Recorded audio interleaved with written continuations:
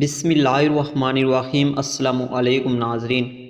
چند سال پہلے کا ایک چھوٹا سا واقعہ جو میرے ساتھ پیش آیا اور ذہن میں محفوظ ہو گیا۔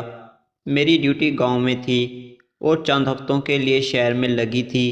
اس اثناء میں ہمارے محکمے والوں نے نیا شوشہ چھوڑ دیا کہ سارا کام کمپیوٹرائز ہونا چاہیے ہے، اسی لیے کچھ دن ٹریننگ دیا اور ڈائریکٹ آفس سے جو کمپیوٹر آئے تھے انہوں نے ساتھ اس کو لگانا بھی تھا، تو میں ان کے ساتھ شہر سے گاؤں آ گئی۔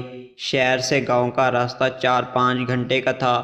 وہاں کمپیوٹر فٹ کر کے آنے تک رات ہو گئی تھی۔ واپسی پر ایک اور کولیگ بھی ساتھ آ گئی۔ جنوری کا مہینہ تھا، راستوں میں برف پڑی ہوئی تھی اور رات کے ٹائم برف زیادہ سخت ہو جاتی ہے، گاڑی کے سلپ ہونے اور پھسلنے کا خطرہ اور بھی زیادہ ہوتا ہے۔ واپسی پہ مجھے نیند آ گئی تھی۔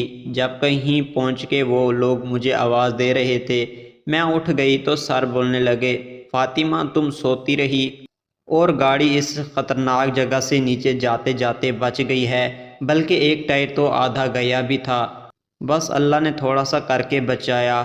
میں نے کہا شکر ہے، نیند کتنی بڑی نعمت ہے، موت سامنے ہو تو بھی خبر نہیں ہوتی۔